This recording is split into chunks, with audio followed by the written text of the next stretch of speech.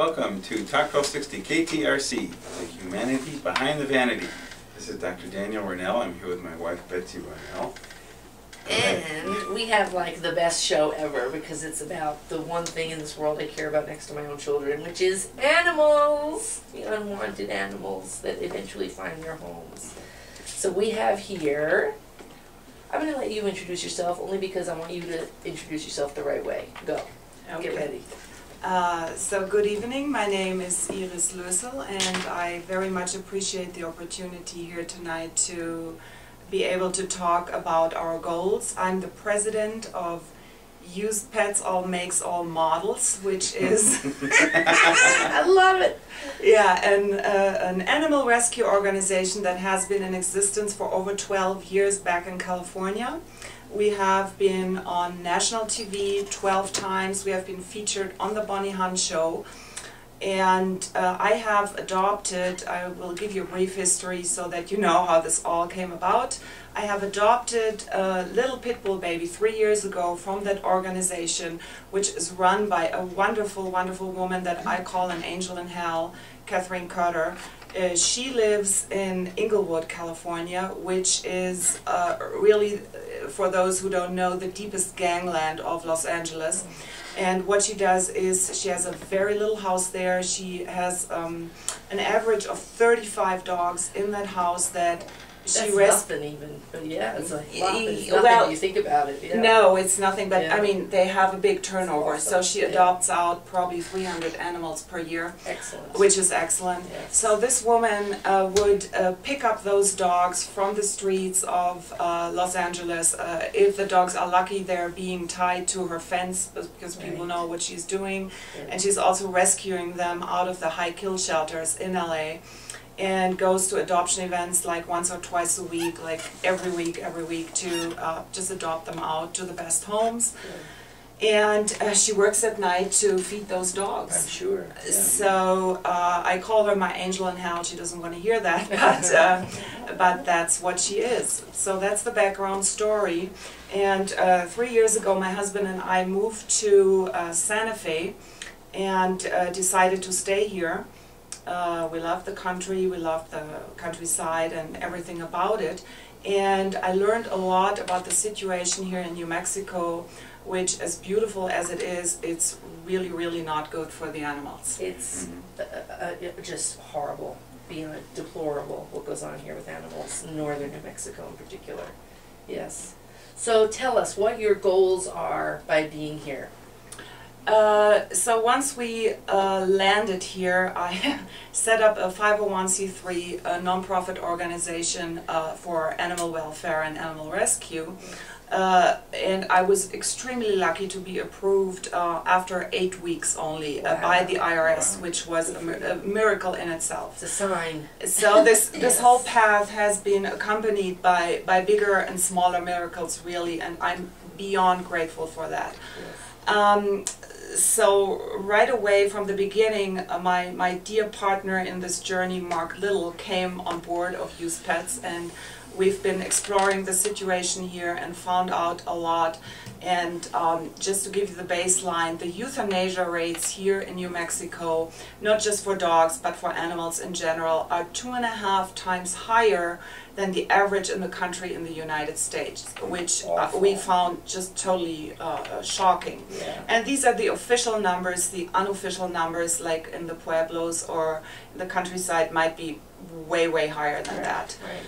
So, that being said, there can't be enough rescue or animal welfare groups all together here. Right. So we have a whole number of goals which we prioritized.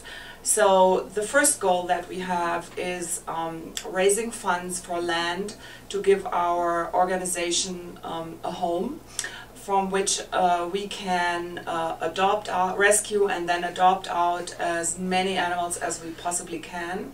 We're right now looking at land in Pecos, which is where land is a little cheaper, Yeah. but still close enough to Santa Fe so that we can get in all the volunteers, etc. and so forth. Yes.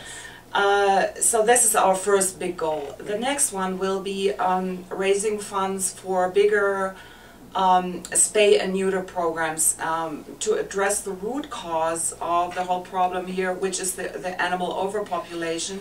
Because unfortunately we came to the realization that most of the animals are not spayed and neutered. Right. They're running free, they're breeding free, or they're purposely being bred Exactly. for sometimes not nice purposes Dog like fighting. dog I'll fighting say it. and yeah, you'll say it.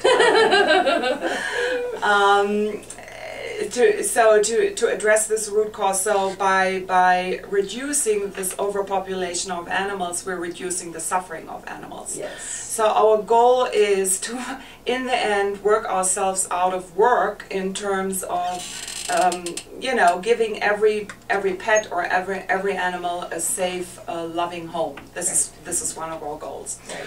And then hopefully we'll be able to establish spay and neuter programs all over the state. Yes. And that being said, our role model is Colorado. For those who don't know, Colorado has a wonderful spay and neuter, enforceable spay and neuter programs in place.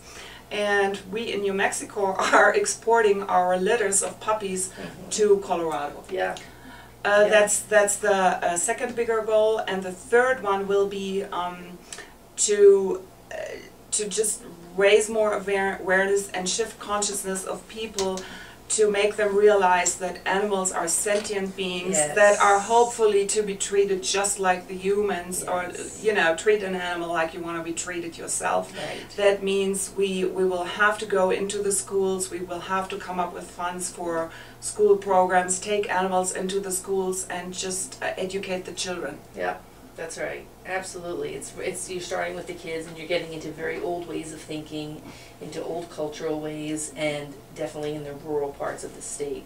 And I'm sure there are people willing to learn. I'm sure we have some people that are stuck on keeping the males intact, for example, which I know is a big deal here.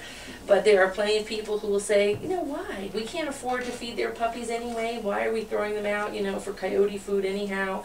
Let's just, for free, spay and neuter them now. Exactly. I mean, exactly. really, people, the people listening to this are not the people that are having the issues. We have to educate the people that are continuing this nonsense. Let's talk about your event coming up. Okay, do you want to say it, Idris? Oh, I have to talk to the microphone. Sorry, do you want to say it, Idris, or do you want us to say it? You can talk about your event coming. Yes, we have a wonderful, again, the journey that we've had here in New Mexico has been just amazing, and we have a wonderful fundraiser coming up at Chalk Farm Gallery. The owner is Suhanna Gibson. Suhanna's next. We're going to talk to her in a minute. She's patiently waiting. And she has been so generous with us, and you know, offering her place to us to hold the fundraiser there. It's going to be on July 18 from 3 p.m. to 7 p.m. We're going to have many wonderful things going on. We're working on getting Shirley MacLaine and Ally McGraw there. We talked to both of them, and both have committed to come to the event in case they're in town, obviously. But so we have their support, no matter if they come to this event or to the next event. So we'll hope that's going to happen. We're going to have many wonderful things happening there, and I want to hand over the microphone to dear Suhanna, and so that she can talk about the fundraiser. So, no, we're going to come back to you in 1 second. I just want to quickly wrap this piece up with the tickets are $20 in advance, $30 at the door. VIP tickets, we'll talk about what VIPs get in a minute, are $60. You can go to usedpets.net, usedpets.net, or call the Chalk Farm Gallery at 983-7125. We'll be right back.